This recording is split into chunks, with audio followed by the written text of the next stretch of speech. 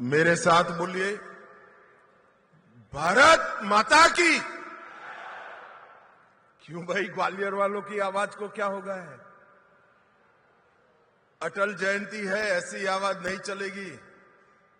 जरा दोनों हाथ उठाकर मध्य प्रदेश के अभ्युदय के संकल्प की मुट्ठी भींचकर प्रचंड आवाज से बोलना है। मेरे साथ बोलिएगा, भारत माता की।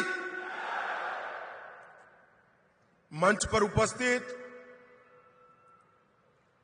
मध्य प्रदेश के लोकप्रिय मुख्यमंत्री श्रीमान मोहन यादव जी, मध्य प्रदेश विधानसभा के अध्यक्ष श्री नरेंद्र सिंह तोमर जी, मोदी जी की मंत्रिपरिषद में मेरे साथी और यहीं के गुना के सांसद राजा साहब ज्योतिरादित्य सिंधिया जी, मध्य प्रदेश भारतीय जनता पार्टी के अध्यक्ष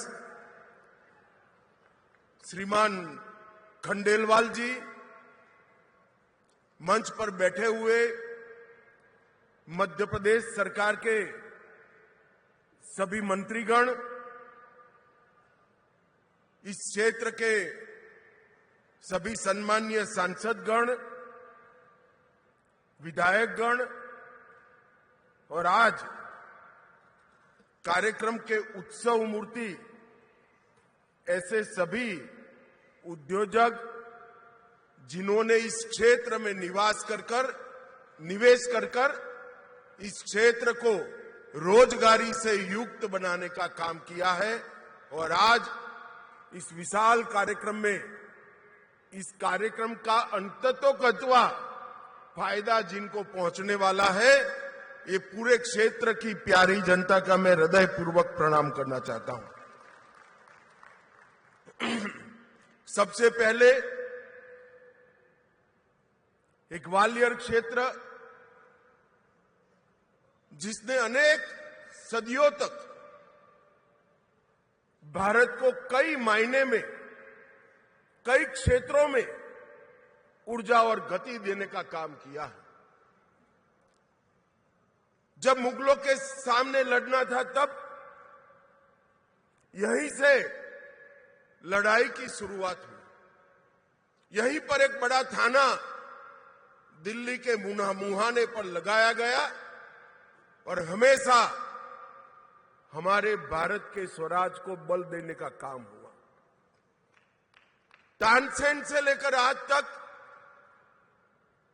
ग्वालियर घराने के सभी साजिंदों के और गायकों ने हमारी संगीत की सांस्कृतिक विरासत को शक्ति देने का काम किया है।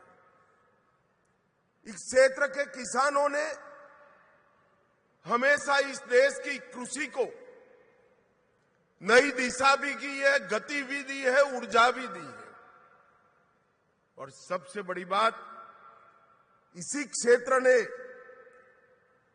आजादी के कालखंड के बाद, देश आजाद होने के बाद बड़ी मात्रा में पैरामिलिट्री फोर्सेस और मिलिट्री में जवान देने का काम किया है। ये ग्वालियर क्षेत्रों को मैं प्रणाम करता हूं।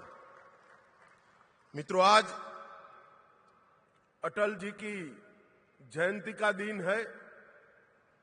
समग्र देश अटल जयंती को मना रहा है। मेरा सौभाग्य है कि आज मैं उस भूमि पर हूं जहां अटल जी के जीवन का शुरुआती काल गया। एक बाल अटल को अटल बिहारी बनाने का काम जिस मिट्टी ने, जिस भूमि ने किया, वो भूमि पर आज मैं उपस्थित हूं। अटल जी ने न केवल इस देश को अपनी सांस्कृतिक विरासत को बचाने में मदद की, अटल जी ने पूरा जीवन इस देश के स्व को जगाने का काम किया। स्वराज को, सुशासन तक की यात्रा को उन्होंने आगे ले जाने का काम किया। अटल जी उस जमाने में जब अंग्रेजी का बोलबाला होता था, तब यूएन की परिषद में हिंदी में भाषण कर पूरे भारतीयों का दिल जीतने का काम हमारे अटल बिहारी वाजपेयी ने। ये पूरा मध्य प्रदेश ट्राइबल क्षेत्र से भरा हुआ है। अटल जी प्रधानमंत्री बने उसके पहले इस देश के आदिवासियों के लिए, जनजाति के लिए कोई अलग विभाग नहीं था। अटल जी के नेतृत्व में ही भारत सरकार में जनजाति विभाग बनने का काम हुआ और ट्राइबल कल्याण की एक नई यात्रा शुरू हुई। अटल जी जब प्रधानमंत्री बने तब देश के इंफ्रास्ट्रक्चर पर निवेश को वोट जीतने का, चुनाव जीतने का जरिया नहीं माना जाता था। इससे कोई मत प्राप्त नहीं होते हैं। ऐसी दकियानुसी कांग्रेसी विचारधारा को तोड़कर स्वर्ण भुज योजना, देश को जोड़ने वाले 6 महामार्ग अटल जी ने बनाकर इस देश को इंफ्रास्ट्रक्चर के रास्ते पर आगे बढ़ाया। अटल जी ने ही पूरी दुनिया के सामने परमाणु शक्ति शांति के लिए भी बन सकते हैं, इसका सिद्धांत प्रस्तापित कर दुनिया भर के दबाव के विरुद्ध में जाकर भारत को आणविक शक्ति बनाने का काम सम्माननीय अटल जी ने किया। जब कारगिल में घुसपैठिए घुसे, दुनिया भर का दबाव था कि अंतर्राष्ट्रीय मंच पर जाकर पाकिस्तान से चर्चा कर जाए। अटल जी ने बड़ी फर्मनेस के साथ कहा कि हमने शांति का प्रयास कर दिया, हमारे साथ धोखा हुआ है। अब पाकिस्तान से चर्चा तब तक नहीं हो सकती जब तक एक एक घुसपैठिया भारत से खदेड़ दिया नहीं जाएगा। और कारगिल विजय एक प्रकार से अटल जी के कालखंड का एक दृढ़ निश्चयी नेतृत्व का परिचायक बना। अटल जी महान वक्ता थे, संवेदनशील कवि थे, लोक संग्रह और लोक कल्याण को समर्पित नेता थे। और सबसे बड़ी बात थी कि राजनीति में रहकर भी अजात शत्रु बनकर मृत्यु का वरण करना बहुत बड़ी बात होती है। पूरा जीवन इनको अजात शत्रु माना गया। इनके विरोधी भी अटल जी के विरुद्ध में कुछ नहीं बोल सकते। दल के लिए तो बोलते थे, अटल जी के लिए नहीं बोल सकते। आज एक युग पुरुष, एक स्वप्नद्रष्टा, आधुनिक भारत के इंफ्रास्ट्रक्चर डेवलपमेंट की नींव डालने वाले व्यक्ति का हम 101वां जयंती मना रहे हैं। मैं भारतीय जनता पार्टी के करोड़ों कार्यकर्ता और देश की जनता की ओर से ये महामानव को मनपूर्वक श्रद्धांजलि देता हूं। आज मदन मोहन मालवीय जी की भी जन्म जयंती है। इन्होंने बनारस हिंदू विश्वविद्यालय की स्थापना से लेकर गांधी जी के सहयोगी के रूप में, बाद में हिंदू महासभा के सृजन में और हिंदू विचार को, जो इस देश का मूल विचार है, इसको कोई संकोच के बगैर देश में प्रस्तापित करने का प्रयास किया। बाद में आगे चलकर वही बनारस हिंदू विश्वविद्यालय अनेक नेताओं को दिया जिन्होंने इस विचार को आगे बढ़ाया। भारत रत्न महामना मदन मोहन मालवीय जी को भी मैं हृदय पूर्वक श्रद्धांजलि देना चाहता हूं। मित्रों, आज भारत रत्न सी राजगोपालाचारी राजा जी का भी पुण्यतिथि का दिन है। एक ही दिन में 2 भारत रत्न की जन्म जयंती और एक की पुण्यतिथि, ये दिन भी कोई विशेष प्रकार का दिन लगता है। मैं उनको भी मनपूर्वक श्रद्धांजलि देकर मेरी बात को आगे बढ़ाना काम करता हूं। मित्रों, मैं बहुत लंबी बात नहीं करना चाहता। मैं मोहन यादव जी को एक प्रकार से बधाई देना चाहता हूं, क्योंकि ये स्ट्रक्चर्ड इंडस्ट्रियल कॉन्क्लेव्स का शुरुआत नरेंद्र मोदी जी ने गुजरात से किया था। वाइब्रेंट गुजरात के नाम से इंडस्ट्रियल समिट को आयोजित करने की एक वैज्ञानिक शुरुआत नरेंद्र मोदी जी ने की, और उसमें राज्य के कैपिटल के अंदर एक बहुत बड़ा इंडस्ट्रियल समिट होता था और राज्य में निवेश आता था। बहुत अच्छा प्रयास था, सफल भी हुआ, मगर मोहन यादव जी ने एक नई शुरुआत की कि राज्य के संतुलित विकास के लिए क्षेत्रीय निवेश कॉन्क्लेव की शुरुआत की। ये मध्य प्रदेश के अंदर सभी क्षेत्रों में जो कॉन्क्लेव करने का और निवेश के भूमि पूजन के कार्यक्रम करने का इन्होंने शुरुआत किया है, वो सभी राज्यों में आने वाले दिनों में राज्य के संतुलित विकास के लिए बहुत फायदा करने वाले हैं। देखने में जब देखते हैं तब अमाउंट छोटे छोटे दिखते हैं, जैसे आज 2 लाख करोड़ का निवेश हो रहा है, मगर किसी को मालूम नहीं है कि 2 लाख करोड़ का निवेश इस क्षेत्र के लिए कितना बड़ा है, इस क्षेत्र की जनता के लिए कितना बड़ा है। राज्य का अगर संतुलित विकास नहीं होता है तो राज्य आगे नहीं बढ़ते, क्योंकि हर क्षेत्र में एक पोटेंशियल पड़ा है। जैसे यहां पर मालवा और ग्वालियर चंबल के क्षेत्र में बहुत पुराना किसानों का उत्पाद कपास रहा, जाते जाते जाते विसरता गया, क्योंकि इसके उचित दाम नहीं मिलते थे। अब पीएम मित्र पार्क आया, तब वही परंपरागत क्षेत्र में निवेश पीएम मित्र पार्क ने किया और आज फिर से किसानों के लिए कपास एक मुनाफे का क्रॉप बनकर रह गया है। इस तरह से मध्य प्रदेश की सबसे बड़ी विशेषता है उसका भौगोलिक लोकेशन। आधे भारत को सप्लाई बहुत कम ट्रांसपोर्टेशन की कॉस्ट के साथ किया जा सकता है, मगर उसका 100% दोहन तभी हो सकता है कि मध्य प्रदेश में सिमेट्रिकली इंडस्ट्री लगे। जो दक्षिण से जुड़े राज्य है, जिले हैं, वहां भी इंडस्ट्री लगे। दिल्ली से जुड़े जिले हैं, नजदीक है, जैसे हमारा ग्वालियर है, वहां पर भी इंडस्ट्री लगे।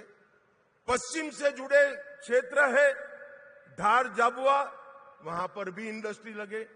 तभी जाकर ये भौगोलिक लोकेशन का बड़ा फायदा मध्य प्रदेश को मिलता है।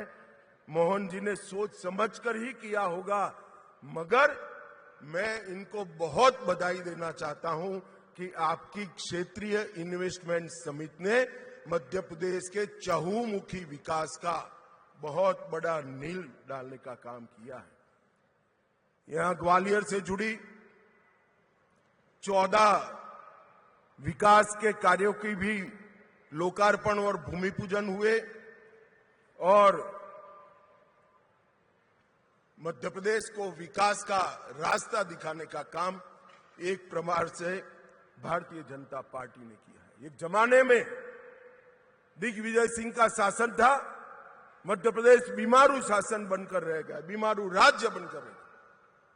शिवराज जी ने मध्य प्रदेश पर से बीमारू का टैग हटाया, वो भारतीय जनता पार्टी के लंबे समय रहने वाले मुख्यमंत्री बने और अब मोहन यादव जी शिवराज जी से भी ज्यादा ऊर्जा के साथ इसको आगे बढ़ाने का काम कर रहे हैं। इससे निश्चित रूप से मध्य प्रदेश अब विकसित राज्य बनेगा। यहां शानदार हाईवे बन चुके हैं, मां नर्मदा का पानी पूरे क्षेत्रों तक पहुंचाने का काम किया है। सिंचाई के रकबे में 17% वृद्धि हुई है और पंजाब और हरियाणा को छोड़कर लगातार 7 बार कृषि कर्मण अवार्ड अपने मध्य प्रदेश ने जीता है। जो पहले मैंने कहा, मध्य प्रदेश के भौगोलिक परिस्थिति का जो एडवांटेज है उसका 100% एक्सप्लोरेशन करने के लिए, दोहन करने के लिए एक multi modal logistic park Indore में बनाया जा रहा है। और आज मध्य प्रदेश का ये मल्टी मॉडल लॉजिस्टिक पार्क देश भर में उत्पाद करने वाली सभी कंपनियों को अपना गोडाउन बनाने के लिए, अपना एक हब बनाने के लिए आकर्षित कर रहा है। एक जमाने में मध्य प्रदेश बिजली के क्षेत्र में नेगेटिव राज्य माना जाता था। आज मध्य प्रदेश के पास सरप्लस बिजली है। स्वच्छता में भी मध्य प्रदेश ने पूरे देश को पीछे छोड़ा है। यहां मेट्रो के परिचालन में पूरे भारत में सबसे कम लागत अगर कहां आती है तो हमारे मध्य प्रदेश में आती है। स्टार्टअप के क्षेत्र में भी मध्य प्रदेश ने बहुत अच्छा काम किया है। Agriculture, food processing, mineral based industries, renewable energy, logistic, textile, pharma, IT, tourism, हर क्षेत्र में इंडस्ट्री भी लगी है और स्टार्टअप भी बना है। और कुछ स्टार्टअप तो लगभग 50% स्टार्टअप हमारी महिलाएं, हमारी बच्चियां चला रही हैं। और मध्य प्रदेश एक प्रकार से 4,57,000 नई एमएसएमई इकाइयां सिर्फ एक साल में रजिस्टर करने का पूरे भारत में रिकॉर्ड स्थापित किया है। इससे मध्यम और लघु और कुटीर उद्योग में मध्य प्रदेश पूरे भारत का हब बनने जा रहा है। और अब स्टार्टअप और इनोवेशन से इसको नई ऊंचाई मिलने वाली है। पहले मैंने पीएम मित्र पार्क की बात करी। मित्रों, पीएम मित्र पार्क 5F विजन से बना है, जो किसानों को अपनी उपज का उचित दाम देने के लिए भी काम करता है। Farm to fibre, fibre to factory, factory to fashion और फैशन टू फॉरेन एक्सपोर्ट तक की व्यवस्था ये पूरे पीएम मित्र पार्क में। और सबसे बड़ा पीएम मित्र पार्क देश में कहीं लगा तो हमारे मध्य प्रदेश में लगा है। इससे न केवल किसानों को फायदा होगा, टेक्सटाइल इंडस्ट्री सबसे ज्यादा रोजगारी देने वाली इंडस्ट्री है। टूरिज्म इंडस्ट्री सबसे ज्यादा रोजगारी देने वाली इंडस्ट्री है। और टेक्सटाइल और टूरिज्म दोनों के लिए अनुकूल संरचना अपने मध्य प्रदेश में बन रही है। और ईज ऑफ डूइंग बिजनेस में भी मध्य प्रदेश ने बहुत अच्छा काम किया है। मित्रों, आज मैं यहां आया हूं तब मोदी जी के नेतृत्व में अनेक ऐसे नए क्षेत्रों की नींव डाली जा रही है जिससे इस देश को आने वाले दिनों में नए क्षेत्रों में ग्लोबल लीडर बनने का मौका मिलेगा। अभी अभी हमारा फॉरेक्स रिजर्व $700 बिलियन के रिकॉर्ड स्तर को पार कर गया है। मित्रों, हमने सेमीकंडक्टर इंडस्ट्री में भले देर से ही सही मगर धमाकेदार एंट्री की है। और देखते देखते देखते सेमीकंडक्टर क्षेत्र में हम न केवल आत्मनिर्भर बनेंगे, हम इसका निर्यात भी करने की शुरुआत कर देंगे। हमने डिजिटल इंडिया के माध्यम से सबसे ज्यादा कम समय में सबसे ज्यादा विकास किया है। लगभग मोदी जी प्रधानमंत्री बने तब इस देश में 7 करोड़ इंटरनेट के उपभोक्ता थे, ओनली 7 करोड़। और सितंबर 25 में 101 करोड़ इंटरनेट के उपभोक्ता हमने तैयार कर दिए। ब्रॉडबैंड यूजर्स को भी 99 करोड़ तक पहुंचाया है और देश में का 95% हिस्सा 4G से कनेक्टिविटी है और अब 99% हिस्सा भी सीधा 5G में कन्वर्ट होने की तैयारी है। यूपीआई के माध्यम से डिजिटल ट्रांजैक्शन और फिनटेक के क्षेत्र में हमने बहुत बड़ा छलांग लगाया है। 2024-25 में विश्व भर के 46% real time digital transaction Bharat में हुए हैं, मतलब करीब 50%। हमारे गुजरात में एक कहावत है कि एक और गांव और एक और राम, एक और पूरी दुनिया के डिजिटल ट्रांजैक्शन है और दूसरी ओर भारत के डिजिटल ट्रांजैक्शन। और अगस्त 25 में 25 लाख करोड़ मूल्य के 2000 करोड़ ट्रांजैक्शन हमने कर पूरी दुनिया को पीछे छोड़ा है। हमने कोरोना से वैक्सीन बनाने में और R&D में बहुत बड़ा इंफ्रास्ट्रक्चर खड़ा किया है। आज विश्व की 60% वैक्सीन भारत में बनती है। मैन्युफैक्चरिंग के क्षेत्र में हमने बहुत अच्छा किया है। भारत आज दुनिया का सबसे बड़ा दूसरे नंबर का मोबाइल उत्पादक है। खिलौनों के निर्यात में 239% की एक प्रकार से वृद्धि कर हमने बहुत आगे लिया है। डिफेंस एक्सपोर्ट और डिफेंस मैन्युफैक्चरिंग को भी स्ट्रक्चर किया है। ईज ऑफ डूइंग बिजनेस में हम 14 में 142वें स्थान पर थे, आज 63वें स्थान पर है। इंसॉल्वेंसी और बैंक्रप्सी कोड, इसने एक स्ट्रक्चर आर्थिक व्यवस्था की है। और इंफ्रास्ट्रक्चर में मोदी जी ने इस देश को दुनिया में सबसे प्रथम नंबर पर पहुंचाने के लिए प्रयास किए। यूपीए के समय में 90,000 किलोमीटर राजमार्ग थे, आज 1,50,000 किलोमीटर नए बने हैं। 4 लेन हाईवे 18,000 किलोमीटर बने, अब 46,000 किलोमीटर बने। ग्रामीण सड़क 3,81,000 किलोमीटर थी, आज 7,84,000 किलोमीटर थी। 74 हवाई अड्डे थे, आज 163 है। एक भी वंदे भारत ट्रेन नहीं थी, 164 वंदे भारत ट्रेन यहां बन रही है। और वंदे भारत के कलपुर्जे अब हमारे मध्य प्रदेश में भी बनने की शुरुआत होगी। एक भी अमृत भारत स्टेशन नहीं था, आज 1337 बन चुके हैं। रेलवे विद्युतीकरण सिर्फ 22,000 किलोमीटर था, आज 68,000 किलोमीटर हुए हैं। मेट्रो कनेक्टेड शहर 5 थे, आज 23 है। पंचायतों में ऑप्टिकल फाइबर सिर्फ 100 पंचायत में था, आज 2,14,000 पंचायतों में ऑप्टिकल फाइबर पहुंचा है। मैं मध्य प्रदेश के युवाओं को और मध्य प्रदेश में निवेश करने वाले उद्योजकों को अपील करने आया हूं। मध्य प्रदेश का भौगोलिक लोकेशन इतना आकर्षक है कि हर जगह बीज बोकर क्रॉप लिया जाता है। यहां रुपया बोकर आप करोड़ों रुपए कमा सकते हैं, इतना फर्टाइल लैंड हमारा मध्य प्रदेश है।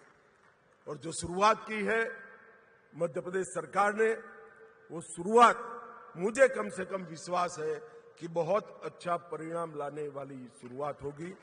जब राज्य क्षेत्रीय संतुलन से विकास करता है तो इसका सबसे ज्यादा फायदा राज्य की जनता को और उद्योजकों को होता है, क्योंकि क्षेत्रीय विशेषता वाली इंडस्ट्री जब डेवलप होती है तो वो सस्टेन होती है, वो सफल होती है। और ये नया विचार मध्य प्रदेश के लिए शुभ हो और जिन लोगों ने इन्वेस्टमेंट किया है उनको भी मेरी बहुत बहुत शुभकामनाएं हैं, साधुवाद है। और आप सभी को ग्वालियर के पूरे क्षेत्र की समृद्धि के लिए अटल जी की जन्म जयंती पर एक बहुत बड़ा कार्यक्रम हुआ, इसकी अनेक अनेक शुभकामनाएं। वंदे मातरम।